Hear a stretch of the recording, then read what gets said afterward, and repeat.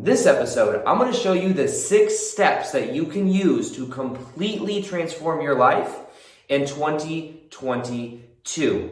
I'm sure you've noticed 2021 has been a massive year of shadow work, a massive year of letting go. And the challenge is that if we remain holding on to attachment, holding on to certain desires, holding on to certain patterns, we will continue to stay within a bubble reality. We'll continue to stay and experience blocks. We'll continue to be frustrated. We'll continue to stay stuck in the same limiting beliefs and the same reality moving forward. So right now on the planet, it is very important that we make new choices about who we are, that we make the change within ourselves so that we end up on the timeline we want. And in this episode, I'm going to share those 6 steps that you can take for 2022 that will completely transform your life. And I'm going to share with you what I'm doing in my own life to how I'm going to transform into 2022 to give you, in a way, an example so that you can see how you can apply this in your own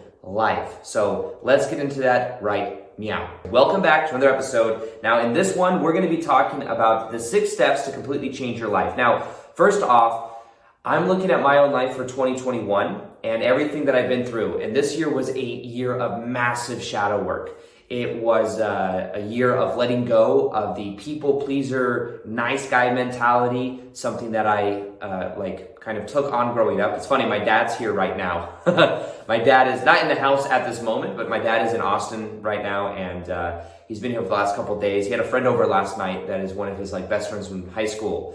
And he was telling his friend Joe, he was like, Aaron just keeps getting on me talking about this whole, because I always ask my dad, I said, Dad, why are you so damn nice? Why are you so damn nice all the time? You know, and my dad goes into this whole spiel about how it's good to be nice and blah, blah, blah, blah. But little does he know, I had to shed the nice guy mentality pretty much all this year, because the nice guy mentality is something that is bred out of a lot of times when we're kids, feeling abandoned. What happens is we have a feeling of emotional and physical abandonment from somebody growing up. And then we don't feel that validation or that sense of safety. So we create it by trying to tune to other people, to get other people to then give us validation and support. And a lot of times that means that we also are being very nice, because if we're nice, they're going to be nice to us back. And that's kind of when I asked my dad about this, I was like, why are you so nice? He's like, well, I just believe that you should treat people the way you want to be treated. But in a way as well, it's like, I believe that if I'm nice, people are going to be nice back to me. And there's going to be no tension. There's going to be no negative energy. And that's kind of the purpose behind it. Now, the challenge is that being nice a lot of times also creates a lack of polarity, because it's not actually authentic in a way, parts of it. So it's interesting. Anyways, that's a whole longer story, but I was asking my dad about this. I had to shed that this whole entire year, and what I did to do that is I had to become aware of my own values. I had to become aware of why I was being that way, what I was, because for my example, my dad, he felt abandoned growing up because my dad's dad was an alcoholic. So my dad's dad didn't show up as much for him, and because of that, and also my dad's dad was a very nice guy, is what my dad said. Anyways, I think a lot of times this stuff follows in family patterns and family lines. And what I got to do is I got to shed that pattern so that one day when I have kids, it's they don't have to go through that same type of thing and learn from that. You know what I mean? And even with my dad, it's not a problem or anything, but it's something I kind of poke at my dad for every now and then, because I kind of see that inside of him, if he were to shed that, it'd be totally different, because he'd have more boundaries. It wouldn't be as hard to it'd be much easier to say no, just stuff like that. But in general, for this year, that was something I let go of. I had to let go of that was also connected to, I think, a needy codependent pattern that I had with past relationships and stuff like that. I've had to let go of. And I've really come into my own center this year. I think that I've embodied more masculine energy now than ever in my life, because I'm more in my own frame. And I'm leading, and it's just completely different. But there's 6 steps that I actually put a lot of thought into this, and this is also very in alignment with what I call the shift. You experiencing the shift in consciousness, the shift in reality. This is what I did to completely shift my life. And I'm also going to share that of the different aspects of my life of different times of when I made these shifts. So first off, the first step to completely transform your life in 2022 is the first step to transformation in general. That's to become aware of your agreements and have awareness of what these patterns are. It's becoming aware of the meaning that you've been giving things. So when we look at our life, we are living in direct alignment with our meanings and with our agreements. If we work a 9-to-5 job we hate, it's because we've agreed that working this 9-to-5 job that we hate is something that we have to work. There's a belief there. There's a story there. Everything in our life is a reflection of the stories we tell ourselves about who we are and what we believe we're worthy of. So the thing with this, though, is what you want to do in this step is you want to be completely honest with where you are, and you want to be honest with what your agreements are, and you want to take ownership and responsibility for them. Because we can work 9-to-5 jobs we hate, and we could say, oh, I'm working this job I hate, but I'm only working it because society's telling me that I have to work it, because I have to pay my bills, because my dad and my mom told me this is what I would be best at, And what we could do is be aware that even if somebody gave it to us, we agreed to it. These agreements, this awareness is key to everything. As I always say, 90% of all transformation is awareness. And when you become aware of limiting beliefs, aware of the patterns, aware of attachment, that's when you start the process of transformation. And in this 6-step process I'm sharing with you, this is 6 steps to complete transformation. You will be a different person and you will be embodying different energy by the end of this episode as you keep listening, because you will see how these different levels will change different aspects of your life. Now, first off, what the questions you want to ask is, where are you now? You want to ask yourself, what's not working in my life? What's not working? Now, you also want to say, how do I feel? What are my predominant emotions? And I'll share with you where I'm at in my life right now and what I'm working through. So right now, I'm in I'm being honest with myself, right? I'm actually created a lot of abundance in my life. I'm grateful because I get to do what I love for a living. I get to travel the world.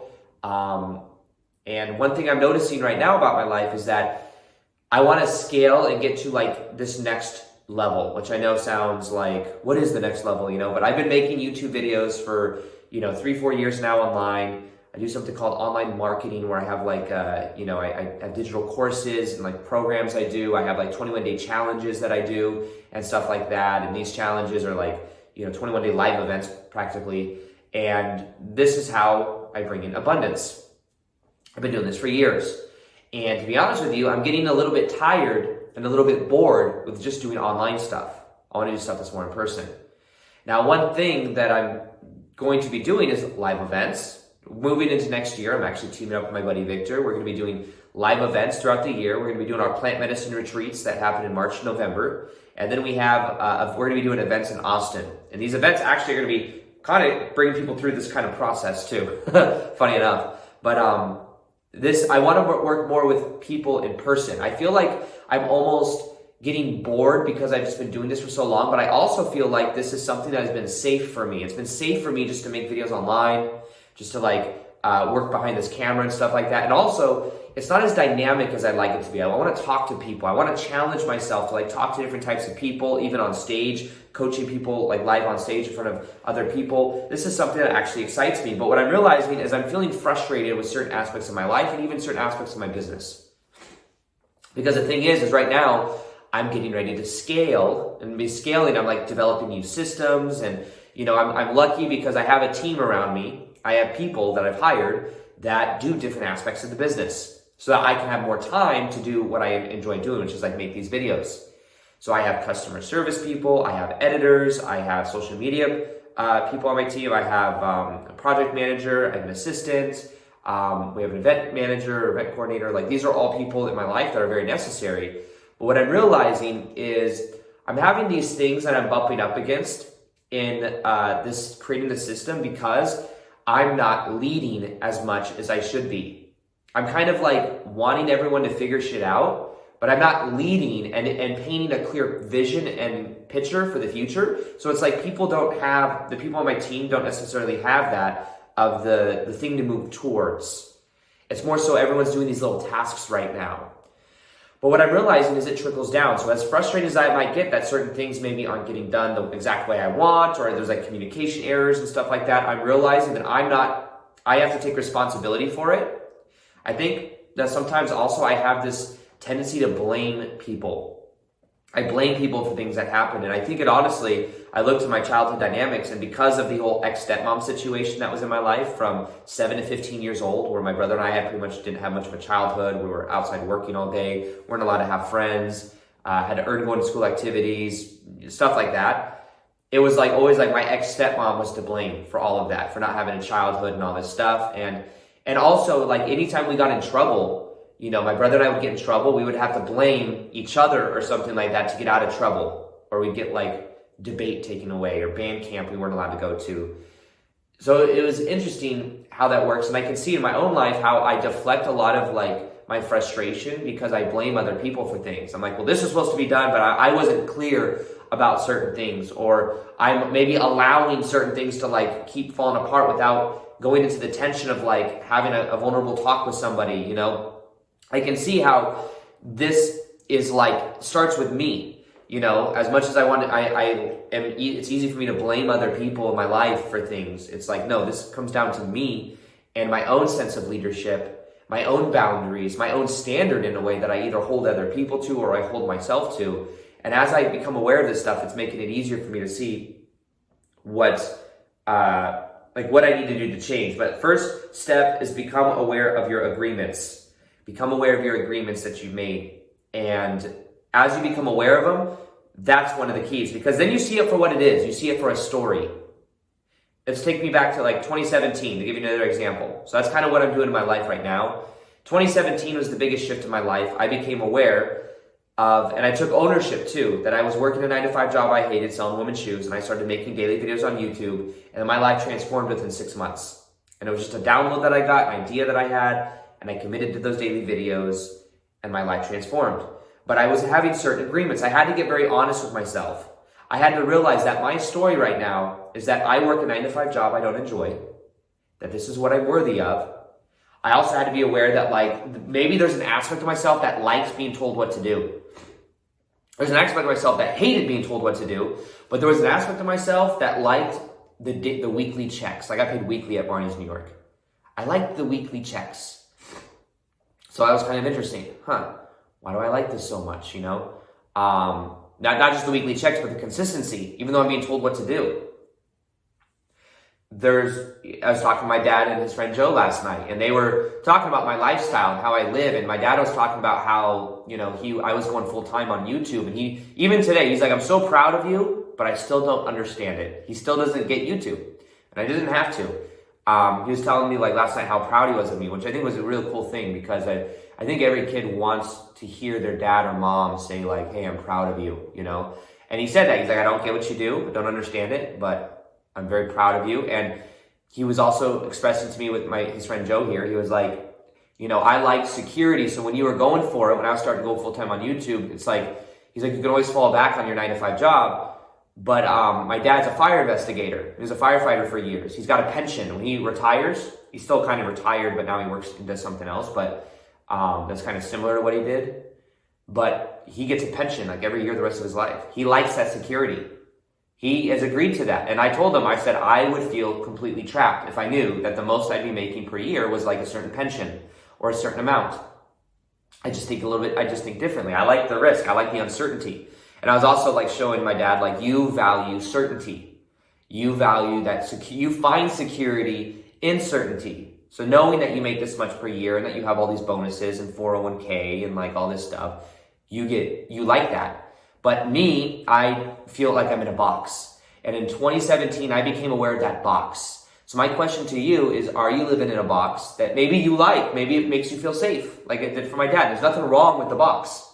But you have to be honest with yourself, because I realized that living in my 9-to-5 little box of selling women's shoes was not my passion. And I had to get honest with that aspect of my life and be very honest with where I'm at, and that I don't want to have a 9-to-5 job. And what are the payoffs? Anything we do, is there's some type of payoff there. Even if the payoff is negative, but the payoff is I got security by being told what to do every week and getting my paycheck. You see what I'm saying? And then also, another agreement that I used to agree to that kept me in a box was, I wasn't aware of this at the time, but my ex-stepmom from 7 to 15 years old was in my life. My dad divorced when I was 15. I started dating women and was like, I had a girlfriend for 4 years who was very controlling. And then after that, I realized that I was dating, and there was always a woman in my life that reflected my ex-stepmom that was almost the same energy, personality. So I had a belief and a story that women are trying to control me. Not only this, but what's the payoff of it? This is the trippy shit. You guys ready? Not only was there a woman in my life trying to control me, but I liked it. There was a part of me that felt safe with someone else giving me my own frame. This is the trippy stuff. When you become aware of this stuff, you start to break out of the box. So I felt safe with someone else trying to control me, even though I had to resist and I had to put up a fight. That was a familiar energy dynamic and pattern that I had growing up, because I always had to fight for my own freedom. I always had to prove myself. I always had someone I was walking on eggshells with. Isn't that interesting? But you become aware of that. That's the key. I became aware of that in 2012. And I realized that my manager was just like my ex-stepmom. And then I forgave, this is what happened. I forgave my ex-stepmom, and I became aware of that belief. That was it. Within 2 weeks, that manager that we tried getting fired for literally 2 years, finally got fired for something stupid. Because she left my life, because she no longer was in vibrant, energy resonance, because I worked through that pattern. I let go of the belief that all women are trying to control me, and that I'm attached to it because it feels familiar. And I started to find my own safety within myself. I started to redefine what safety was for me. And I started to realize my own boundaries. I don't want to put up with this. And there was one time, that manager that I'm talking about, she was being herself to certain people that we worked with. And she would literally make people cry. She would talk down to people so much that she'd make people cry. This one guy that worked in my department, she was talking down to this guy. And he worked, at Nordstrom's for a while. He literally looks at her and was like, "Why are you talking to me like this? You don't talk to people like that." And he quit and walked out. Interesting. If we could agree to go to work and our boss is a narcissist that is treating us like shit, we are agreeing to it. There is the option of walking out. Some people would say, "Oh, I don't want to walk out because I'm getting paid so well. I'm getting paid 10% commission to sell these shoes, and I'm making $300 to $400 a day." But there's other places you could go work where maybe that's not a narcissist boss. Do you see? Isn't that crazy? So that was just an interesting thing. The other belief that I developed after my spiritual awakening is I had this agreement, this belief that people do not understand me. I had this belief that I'm alone, that nobody understands the spiritual journey, because I became spiritual and went through my awakening, and I immediately started telling everyone about awakening. It was like, ascension, awakening, we're eternal spiritual beings living temporary human experiences. We're connected to different star systems, all this esoteric stuff that people thought were nuts. And I realized how ungrounded I became, but also I realized I developed a belief that my family, my friends don't get me.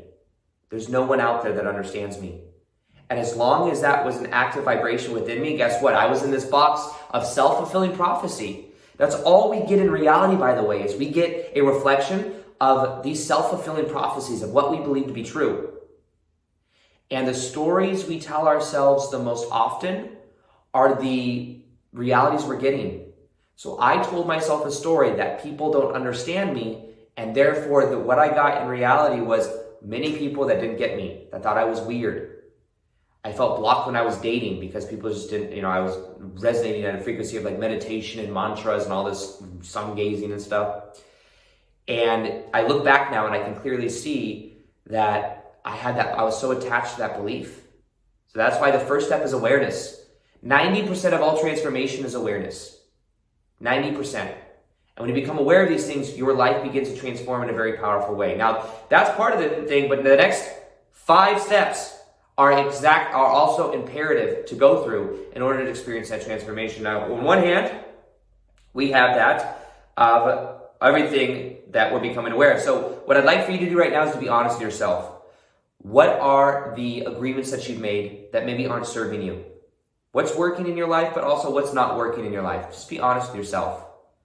If you want evidence of what that is, you might say, "Oh, it's the subconscious mind. I don't know what it is." You do. Just look around.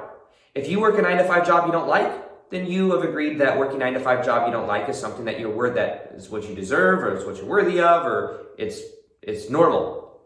If you are getting paid $1 million a year, then your agreement is that you deserve $1 million a year. You know, if you don't have a job, then maybe there's a worthiness thing where it's like, I believe that I'm not worthy to have a job, or I just don't have the motivation to do it, or whatever it is. Just be honest with yourself and realize that if you're in a relationship that if someone's maybe treating you bad, then maybe it's like, okay, I must believe that I deserve to be treated this way. If you're in a relationship that's great, then it's like, okay, I have a belief that I should be in a happy relationship. You see what I mean? Just look to your external reality, because it is very easily reflecting to you what the subconscious is, and what your subconscious belief is, and what you're allowing. And that's what you want to first off do. Now, second step, all right, make the choice to let go of the old agreement. So the first step is become aware of the agreement. The first step is to be aware, it's awareness. The second step is to let go of the agreement and to make the choice. Now, letting go is only hard because we believe letting go is hard. Letting go is easy. Letting go is a choice. It's just that the payoff that we get from not making the choice is so great that we don't want to let go. For example, a lot of times people say, oh, I can't let go of a person, or I can't let go of maybe a past relationship or something, and they say it's so hard. Well, there's a part of them. It's the choice to let go, but the reason it's hard is because the meaning is what is hard to let go of, and we're afraid that if we let go of an old meaning, then we're meaningless and we have nothing. And really, the key, especially with going through a breakup, is you're letting go of an old meaning, knowing that you're going to recreate it in your own life. Not necessarily just another person, but within yourself. That's why a lot of times I think, like, when people are going through a breakup or something, it's like, find meaning in other things. Find meaning in your passion. Find meaning in a new hobby. Find meaning in hanging out with your friends. It's a loss of meaning, really, is what that is. And when you become aware, it's like, okay, sometimes people are also afraid, like, this was the one chance I had at love, and I let it go. Therefore, I'm never going to find it now. And if I let go of it, if I let go of this attachment, then it's gone forever, you know? So it's being aware of this meaning and making the choice to let it go by being aware of the payoff. What is the payoff? What is the payoff you get from working that job you don't like? What is that payoff you get maybe from being in an abusive relationship? Isn't that crazy that there's a payoff from being in an abusive relationship? The payoff will be a negative thing, obviously, if it's like an abusive relationship, but the thing people become addicted to is they're addicted to familiar childhood patterns. Maybe that feels normal for what you experienced growing up. So even though it's very negative and not a good feeling, it's like, this feels familiar. You see? So it's like, become aware of the payoff. Even though it's comfortable and familiar. I was attracting women that wanted to control me. I shed that pattern when I became aware of it and I let it go back in 2012. But it was a pattern that I was in a way addicted to because it felt so familiar to me. And as I become aware of these things and made the choice to let it go, it's like I then become so free. You let go of so much energy that's there. And another thing, that the reason it's hard to let go of old agreements sometimes is not only is it the payoff, but it's also one of the payoffs, and the strongest payoffs is the necessity to be right. We want to be right. We want to be right at the expense of happiness. So it's like all men are like pigs, abusive, and narcissistic. If we believe that, it might be really hard to let go of a past relationship because there's so much emotional energy that you get from being right about the past. It justifies past relationship. It justifies parental dynamics. It justifies things. So to let it go is to let go of being right. And that we get a payoff for being right because we feel alive, we feel angry, or we feel that energy.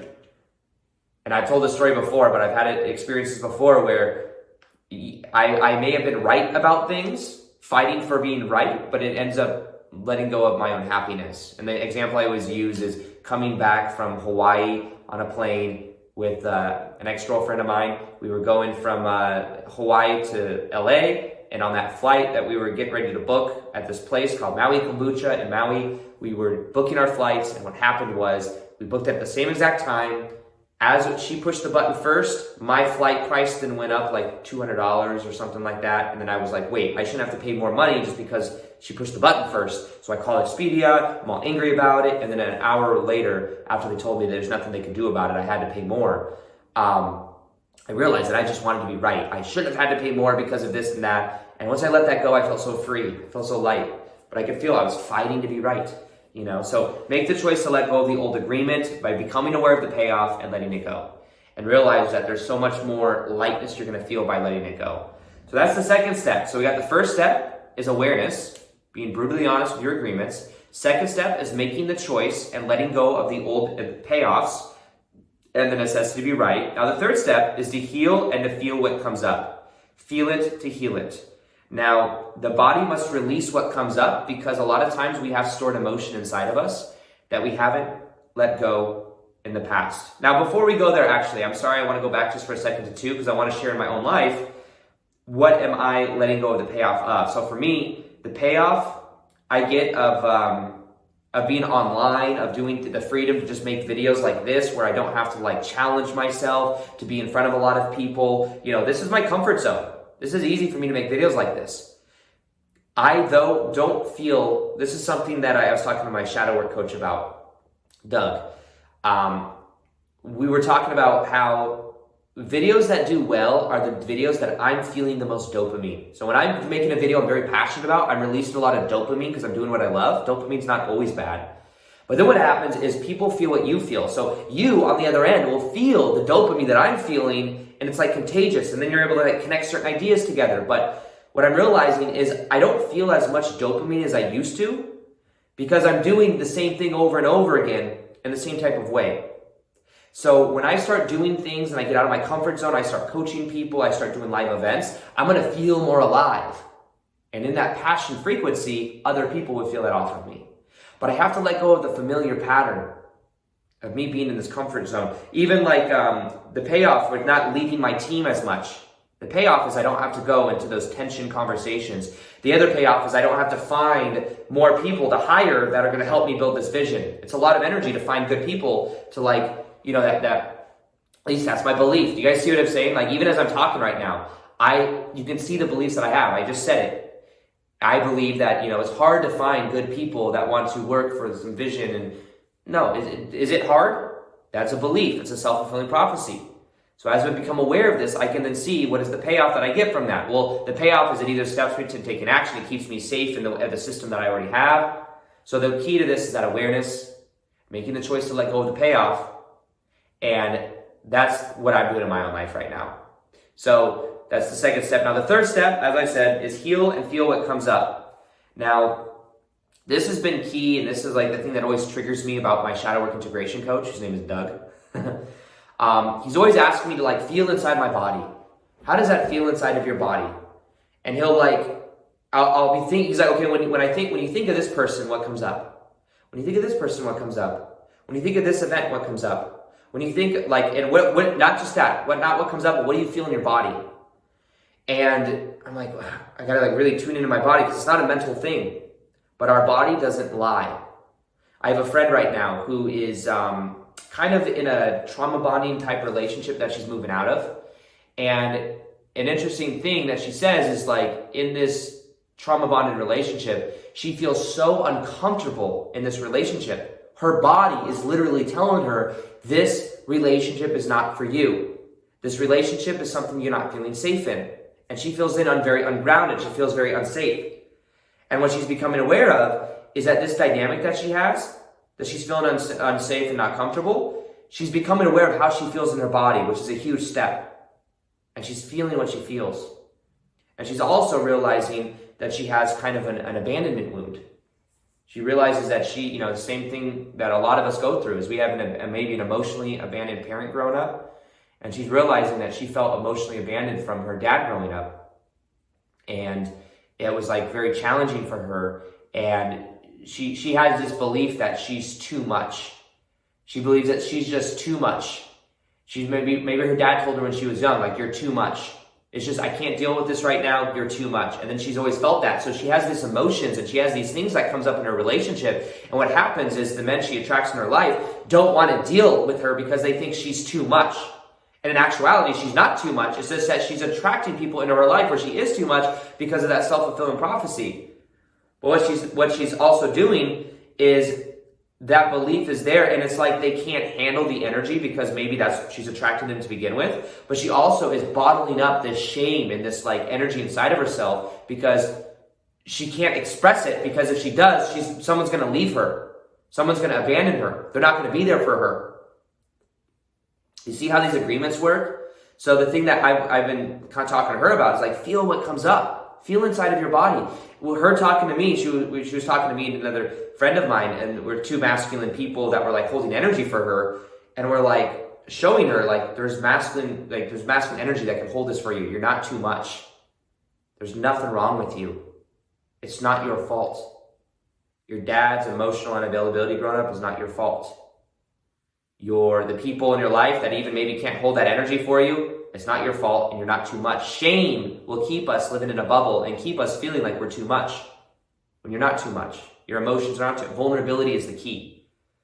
And that was a huge breakthrough for her too, because she's had vulnerable conversations with people in her life recently that's completely transformed her life, because vulnerability is the cure to shame.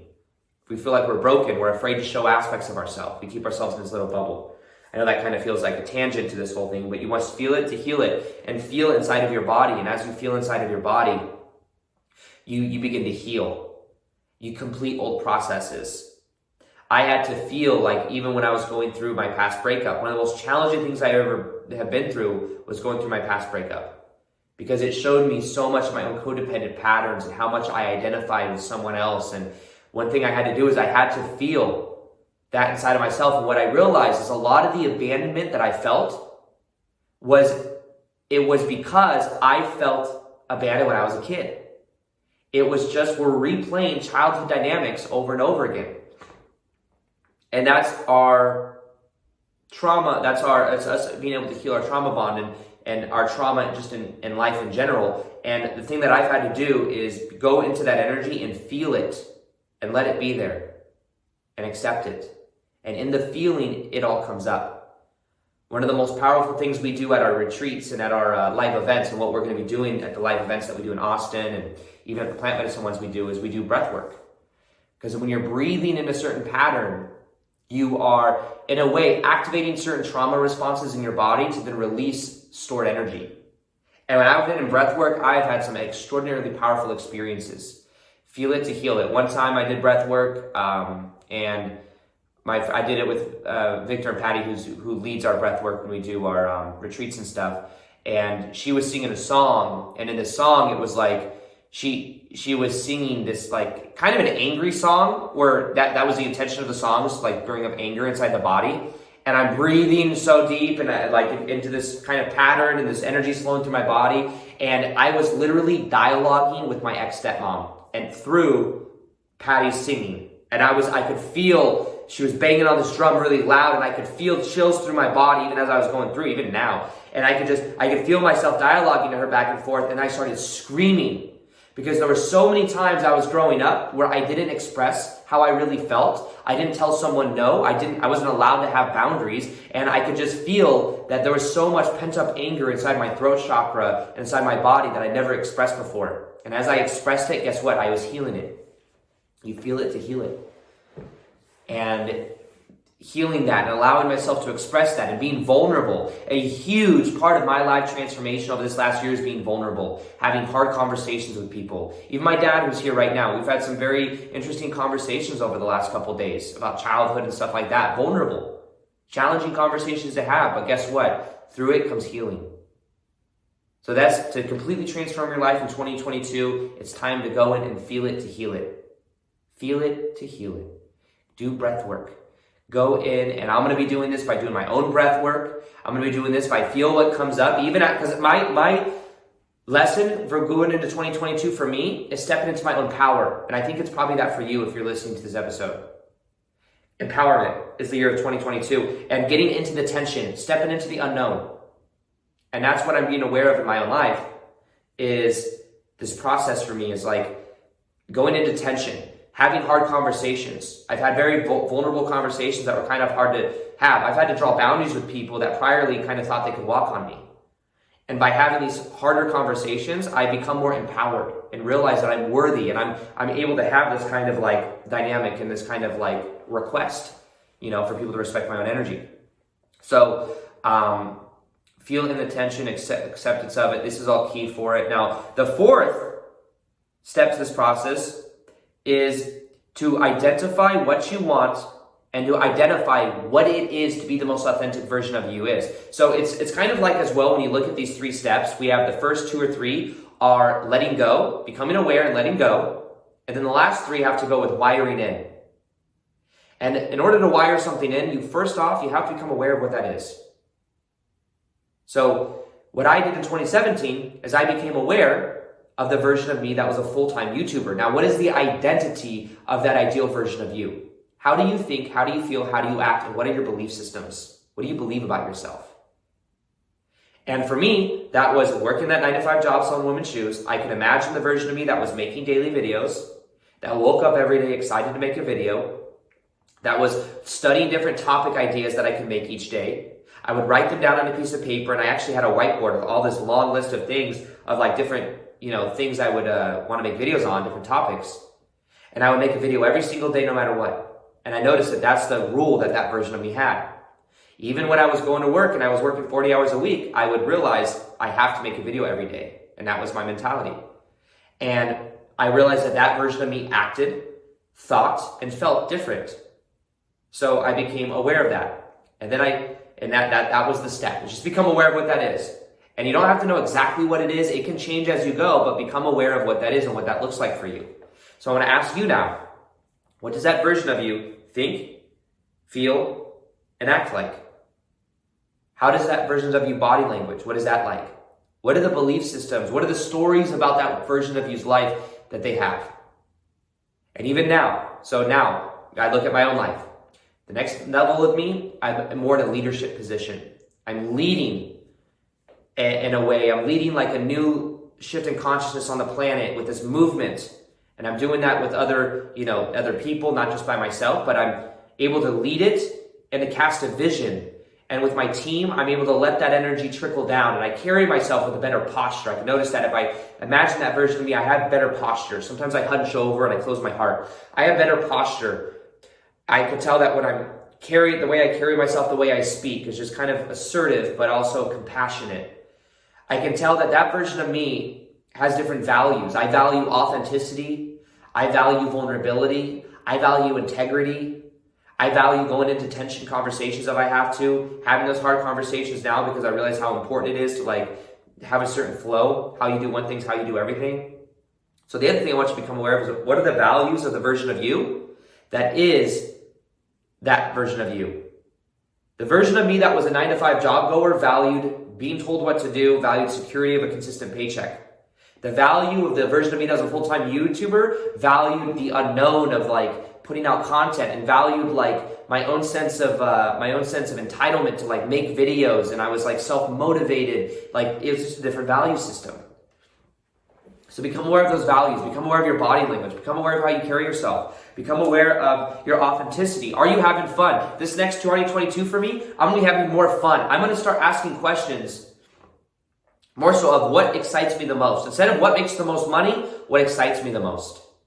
Because the money comes, the more excited I am anyways.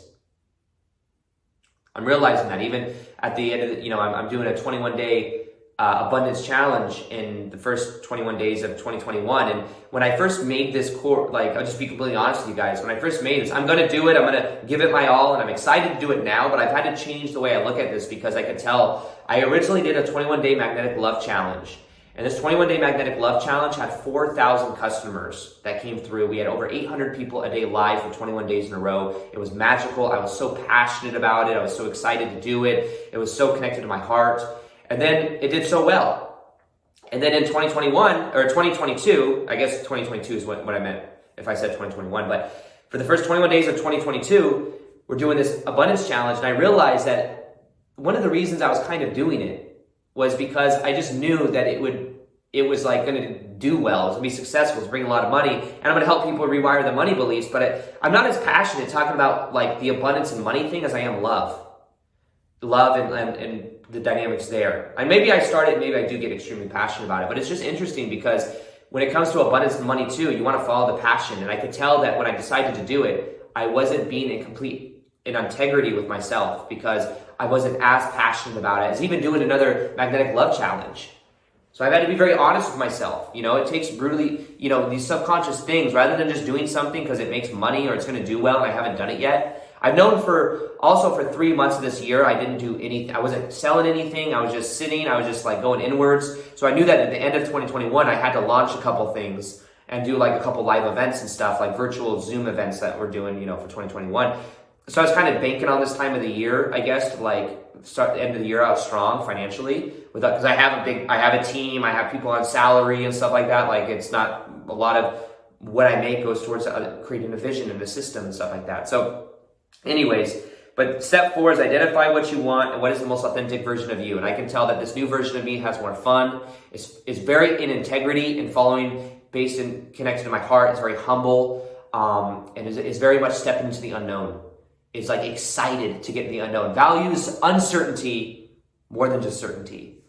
And that's what I'm realizing now. The next step, the 5th step, is what you want to do is you want to make the choice to be it consistently. Make the choice to be it consistently. Now, the biggest change I ever did is I learned to make videos every single day on YouTube. That changed my life more than anything. There's a certain level of this is like the truth about this stuff. And I don't care what people tell you when it comes on like thinking better thoughts and all this other stuff. It can work for some people, but one of the best things and the best ways to transform your life in physical reality is to take massive action. The thing is we associate taking massive action with pain. It's not pleasurable. It's not enjoyable. But what you want to do is become aware that taking massive action when you're doing what you love is easy. I made videos every single day on YouTube for literally 2 years. Like 700 videos. I never missed a day. It was crazy. But I was also very passionate about it. And then it kind of changed. Now I make videos like 4 times a week. But the difference is what you want to do and what you want to become aware of with yourself is what can you do every single day that compounds over time. That wires in a new you. That wires in that identity. And for me, the videos change my identity. The next thing is doing live events. The version of Aaron that is the most leadership version of me isn't, instead of like always having to sell via like online courses and shit like that, it's like I'm just gonna do six events a year or something and lead and feel like excited about it and like move into the unknown and do things I've never done before and travel. Like this is the new version of me.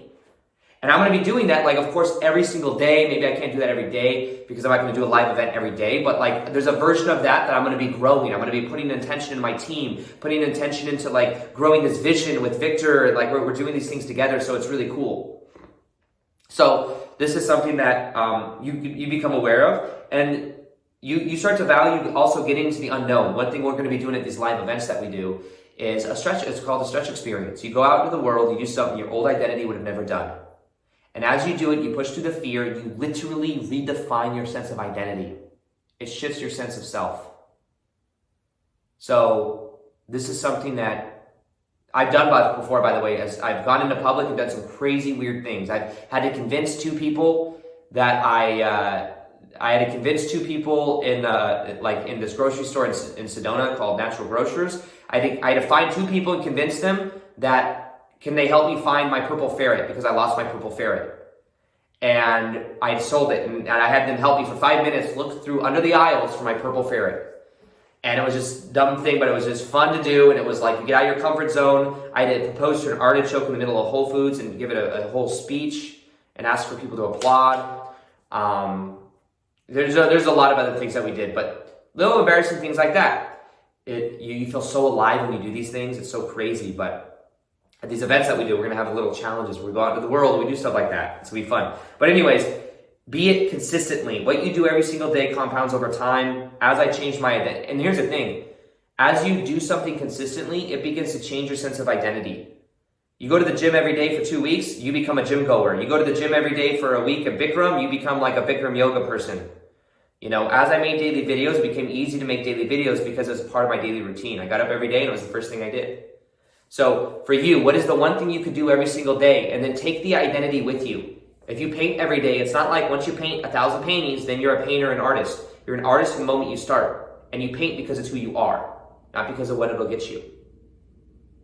And as you do this, as you take massive action with this, and you commit to a new version of yourself, the new version of yourself that is taking massive action, it changes everything.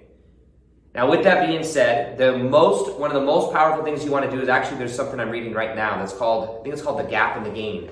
It's a book. You want to measure, the 6th step is you want to measure the gain and feel it meow. I wrote meow. You want to measure the gain instead of the gap. The gap is when you notice the gap, it's like when you're climbing up the mountain and you're looking up the mountain and you're like, man, I still have so much further to go. And then you feel disempowered. The pursuit of happiness, you're pursuing happiness, which is like, there's no happiness here, I'm pursuing it. I want to be abundant, I want it, it's not here now, I lack it.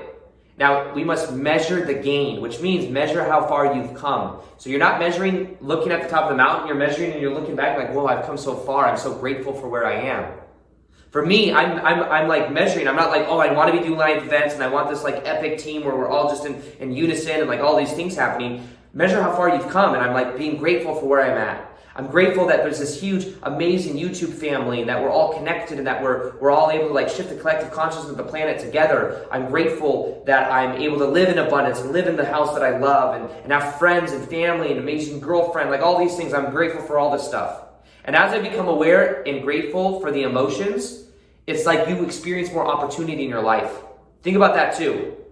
The things that you want to bring into your life, you want them because of the emotion it gives you. And then you can give yourself permission to feel that emotion right now. If you want more money in your life, what does money mean to you? Probably means security or freedom.